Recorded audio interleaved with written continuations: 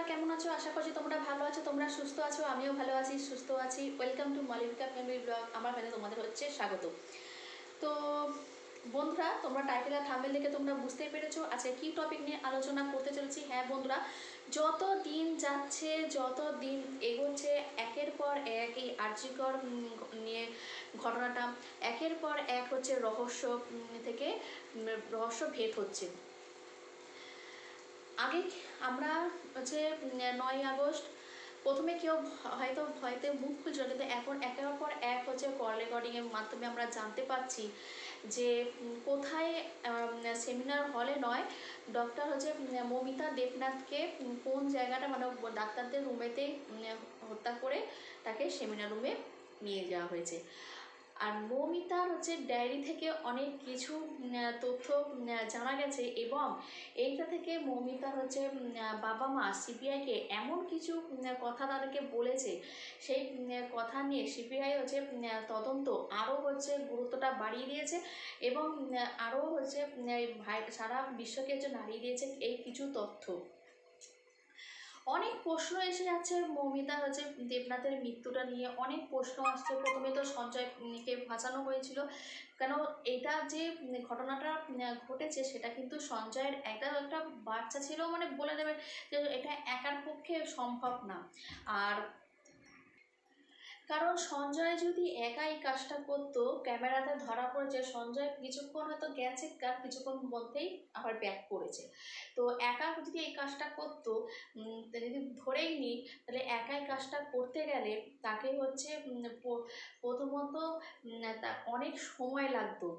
আর সঞ্জয় বা জানলই বা কী করে যে মৌমিতা কোথায় রয়েছে? এটা তো ওর পক্ষে জানা কথা ছিল না, যদি ভেতর থেকে কোনো কেউ যদি কোনো ইনফরমেশান যদি না দেয়, কি বন্ধুরা, তাই তো? তো মৌমিতা দেবনাথ হচ্ছে কেমন ছিল, কেমন ডাক্তার ছিল, কেমন মেয়ে ছিল, সবই তোমাদেরকে আমি বলবো। সেই হিসাবে তোমরা ভিডিওটা কেউ স্কিপ করবে না, তোমরা ভিডিওটা পুরোটা বন্ধুরা শোনো। মৌমিতার প্রথমে ডায়েরি লিখতে খুবই ওর একটা বলতে পারো, ওটা ওর খুব শখ ছিল ডায়েরিটা লেখা, এবং এই ডায়েরির মধ্যে রেগুলার সে কী কী করতো, কী ওর স্বপ্ন ছিল, সমস্ত কিছু এ থেকে জেড প্রত্যেক দিনের ডায়েরির মধ্যে ও নোট করে রাখতো, এবং কি আগের দিনের পর্যন্ত ও সেটাকে নোট করে রাখছে। কিন্তু কে জানে যে 9ই আগস্ট সেই লাস্ট তার ঘুমটা একদম কাল হয়ে দাঁড়াবে, এবং সেই ঘুমের মধ্যেই তার যে সারা জীবনের মতো সে যে ঘুমিয়ে পড়বে, সে কী বা জানতো। আমরা যদি কালকে কী ঘটবে সেটা যদি আগে থেকে জানতে পারতাম, হয়তো বন্ধুরা একটু হলেও হয়তো ভালো হতো, তাহলে মৌমিতাকে তাহলে এরকম কষ্ট পেতে হতো না। কিন্তু এটা তো হবার নয়, যেটা ঘটেছে সেটা একদম কি মর্মান্তিক ঘটনা, কি বলবো বন্ধুরা।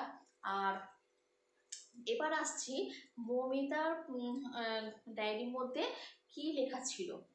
মৌমিতার ডায়েরির মধ্যে লেখা ছিল সে হচ্ছে গোল্ড মেডেলিস্ট, সে একটা ভালো ডাক্তার হতে চায়, সে পরীক্ষায় হচ্ছে প্রথম হতে চায়, এবং হচ্ছে একটা সে সুশিক্ষিত এবং খুব একটা ভালো ডাক্তার সে হতে চায়, একটা সৎ ডাক্তার হতে চেয়েছিল মৌমিতা।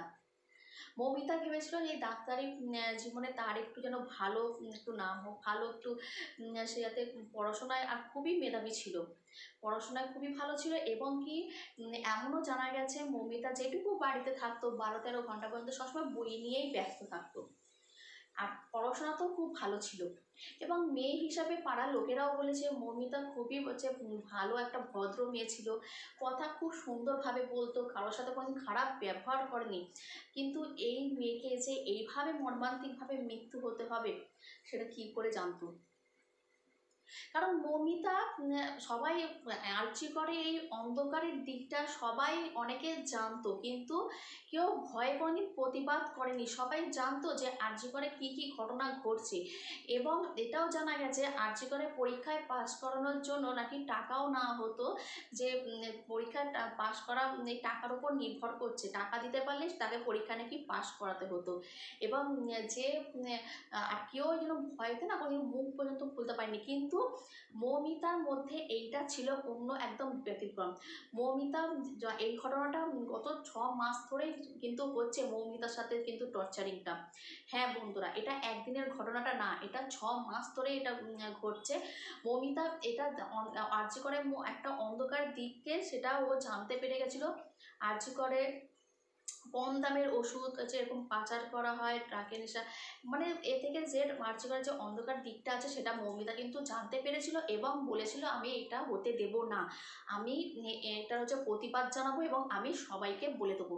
এর ফলে মৌমিতাকে আরও বেশি বেশি করে কাজ দেওয়া হতো এবং ধমকি দেওয়া হয়েছে, কিন্তু মৌমিতাকে কোনোভাবে কিন্তু আটকাতে ওরা পারেনি। সেই কারণে মৌমিতাকে এই দুনিয়া থেকে সরানোর জন্য 9 আগস্ট এটা একটা গ্যাং প্ল্যান, এটা সঞ্জয়ের পক্ষে একদমই সম্ভব না, এটা একটা গ্যাং প্ল্যান। তো ওই 9 আগস্ট দিনকে একটা প্ল্যান করে মৌমিতাকে সরানো হয়েছে। এখানে কিন্তু বন্ধুরা অনেক প্রশ্ন কিন্তু এসেই যাচ্ছে, ঘটনাটা যখন ঘটেই থাকে আশেপাশে অনেক ডাক্তাররা স্টাফেরা অনেকেই কিন্তু থাকে, কেউ কি সেদিনকে কোনো আওয়াজ কিন্তু পায়নি? ও তো ঘুমিয়েছিল, ঘুমালে হলেও একটু চিৎকার বা একটু কেউ কি পুরো সবাই কি শুয়ে পড়েছিল? সবাই কিন্তু শোয়নি, হয়তো অনেকে হয়তো পেয়েছে কিন্তু অনেকেও হয়তো দেখেওছে, কিন্তু অনেকে হয়তো ভেবেছে যদি আমার প্রাণটা চলে যায়, তাই কেউ মুখ খুলতে পারেনি। মৌমিতা ডায়েরির মধ্যে লিখত সে নাকি একটা ভালো সৎ ডাক্তার হতে চায়, সে পরীক্ষায় প্রথম হতে চায়, কিন্তু তার স্বপ্নটাকে আর কেউ পূরণ করতে দিল না। মৌমিতার বাবা মা সিবিআইকে এবার কি তথ্য দিয়েছিল? ফার্স্ট, মৌমিতা মাকে যখন ফোন করা হয়েছিল তখন হসপিটাল থেকে নাকি বলা হয়েছে মৌমিতা নাকি সুইসাইড করেছে। এই কথাটা শুনে মৌমিতার মা কিছুতেই বিশ্বাস করেনি। ওদের ধারণা মেয়ে সুইসাইড কোনো দিন করতে পারে না। ওদের দৃঢ় বিশ্বাস ছিল মেয়ে কোনোদিন সুইসাইড করতে পারে না। আর এই খবরটা পেয়ে মৌমিতার মা এটাও ভেবে নিয়েছিল যে তার মেয়ে আর পৃথিবীতে নেই, হয়তো সব শেষ হয়ে গেছে। এবং মৌমিতার বাবা মাকে 3 ঘন্টা ধরে এতটাই হ্যারাসমেন্ট হতে হয়েছে, তাকে মেয়েটাকেও পর্যন্ত তাকে দেখতে পর্যন্ত দেয়নি।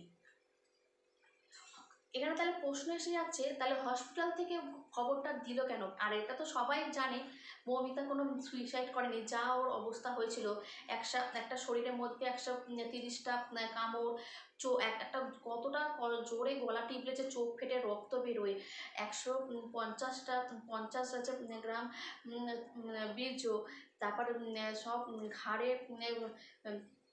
হাড় ভাঙা, তারপর পায়ের গোড়ালি, মানে পুরো ক্ষত বিক্ষতভাবে যেভাবে তাকে মারা হয়েছে, নিশ্চয়ই এটা সুইসাইড কেস নয়। কিন্তু হসপিটাল থেকে তাকে বলা, তারপর তার বাবা মাকে বলেছিল, এটাই তার বাবা মা বলেছে সিবিআইকে, আমাকে হসপিটাল থেকে এই খবরটা দিল কেন? আর তার মা বাবা এমনও বলেছে যে আমার মেয়ের কিছু অভাব ছিল না, আর আমার লক্ষ্মীযুক্ত মেয়ে ছিল, তাহলে এই লক্ষ্মীযুক্ত মেয়ে সুইসাইড তো কোনোদিন করবেও না। আর একটা খবর হচ্ছে বলছে আমার মেয়ে খুব ভালো ডাক্তার হতে চেয়েছিল এবং আমরা যত সম্ভব যতটা পেরেছি কষ্ট করে আমার মেয়ের লেখাপড়াটা চালিয়ে গেছি। ওদের যে মেয়েই তো ছিল একমাত্র সম্বল, একমাত্র ভরসা, একমাত্র লাঠি যাকে বলতে পারো, কিন্তু তাদের চোখের সামনে তার মেয়েকে এবার ক্ষত বিক্ষতভাবে দেখতে হয়েছে। ভাবুন তো একবার তার মায়ের সেই মানে ফিলিংসটা, অনুভূতিটা কী হতে পারে। তার যে বাবা মা বলছেন যে আমার মেয়েকে ওরা এইভাবেই টর্চারিং করে মেরেছে এবং হসপিটালে এটা সঞ্জয়ের পক্ষে করা সম্ভবই না, কারণ তারা বলছে সিবিআইকে যে তারা, আমি যদি সেই কথাটাই ধরি, সঞ্জয় জানলো কী করে তার মেয়ে কোথায় শুয়ে আছে, যদি ভেতর থেকে কেউ যদি তাকে খবর না দেয়। আর আমরা এটাও লক্ষ্য করেছি আরজি করে যেখানে ঘটনাটা সেমিনার হয়, যেখানে ঘটনাটা ঘটেছে, যেখানে 10টা মতো দরজা রয়েছে যাওয়া আসার, 10খানা মতো দরজা। এই সঞ্জয় কি করলো, সঠিক পথে গেল এবং জানতে পারলো যে ওখানেই মৌমিতা শুয়ে রয়েছে, কিন্তু আদৌ কিন্তু সঞ্জয় জানতো না যে ও অলরেডি মৃত। এটা সঞ্জয়কে ফাঁসানোর জন্য, পুরো যাতে সঞ্জয়ের উপর কেসটা যাতে চলে যায়, তাই এই ব্যবস্থাটা করা হয়েছে। এর পেছনে অনেক কিন্তু একটা জাল কিন্তু বেছানো রয়েছে। আর মৌমিতাকে এত কষ্ট করে মারা হয়েছে, এর তো আমরা বিচার তো চাইবই। আর সেই জন্য তার বাবা মাও বলছে, আমার মেয়েদেরকে হত্যা করেছে, মেয়েকে হত্যা করেছে, আমি চাই তাদেরও কঠিনতম শাস্তি হোক, যেই করে থাকুক না কেন। কারণ এটা আমার মেয়ে সুইসাইড করেনি, এটা একদম মার্ডার, ফুল প্ল্যান করে আমার মেয়েকে মারা হয়েছে। তো বন্ধুরা, আমরা আরও জানতে পারবো আস্তে আস্তে, সবই আস্তে আস্তে পর্দা ফাঁস হবে। তোমরা ভিডিওটা দেখতে থাকো, আর যদি ভালো লাগে লাইক করো, কমেন্ট করো, শেয়ার করো। তো চলো বন্ধুরা, বাই।